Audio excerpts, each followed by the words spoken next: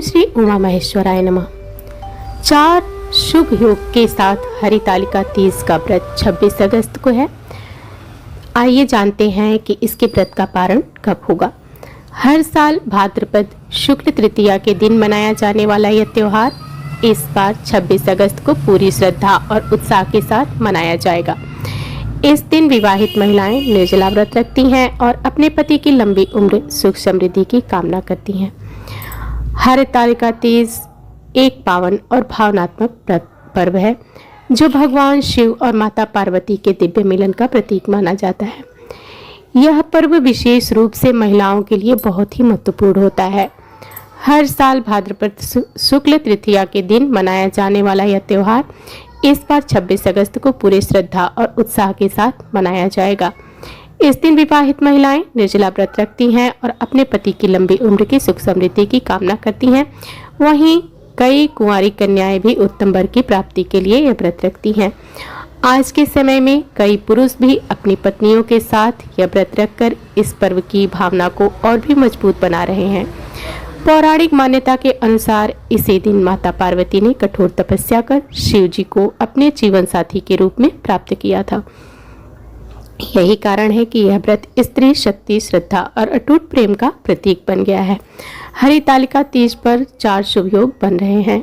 हरितालिका तीज पर सर्वार्थ सिद्धि, शोभन, गजकेसरी और पंच महापुरुष जैसे 4 शुभ योग बन रहे हैं। इस व्रत का बहुत महत्व है। परंपरा के अनुसार हरितालिका तीज का व्रत सौभाग्यवती महिलाओं के लिए अखंड सुहाग का प्रतीक माना जाता है।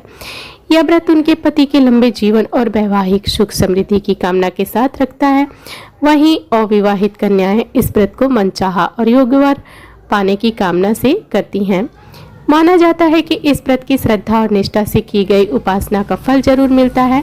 हरितालिका तीज व्रत का पारण कब करें, आइए जानते हैं। हरितालिका तीज का व्रत शिव पार्वती के अलौकिक प्रेम की स्मृति में मनाया जाता है और यह विशेष रूप से स्त्रियों के लिए अत्यंत श्रद्धा और आस्था का पर्व है।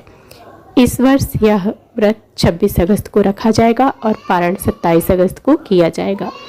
तीज व्रत में रंगों का भी बहुत महत्व है। हरितालिका तीज में रंगों का विशेष महत्व है। इस दिन महिलाएं पारंपरिक श्रृंगार करती हैं और शुभ रंगों के वस्त्र धारण करती हैं। लाल रंग देवी पार्वती का प्रिय है जो प्रेम और शक्ति का प्रतीक है। हरा रंग हरियाली और समृद्धि का संकेत देता है, जबकि गुलाबी रंग सौम्यता और आपसी समझ का प्रतीक माना जाता है, विशेष रूप से उन दंपतियों के लिए जिनके बीच कोई मतभेद हो। इसके विपरीत काला, नीला, सफेद और क्रीम रंग वर्जित माने जाते हैं। हरितालिका तीज व्रत कथा इस प्रकार है।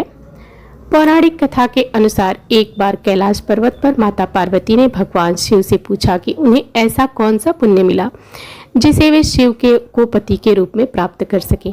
इस पर भगवान शिव ने उन्हें उनकी ही तपस्या की स्मृति दिलाई। माता पार्वती ने बचपन से ही शिव को अपने मन में पति रूप में स्वीकार कर लिया था और इसी संकल्प के साथ उन्होंने 12 वर्षों तक कठोर तप किया। उन्होंने जंगल में रहकर पेड़ों के पत्ते खाए, अन्न का त्याग किया और हर मौसम की कठिनाइयों को सहा। उनके इस तप को देखकर पिता हिमालय राज चिंतित हो उठे। उसी समय नारद भगवान विष्णु का रिश्ता लेकर आए जिसे हिमालय राज ने स्वीकार कर लिया।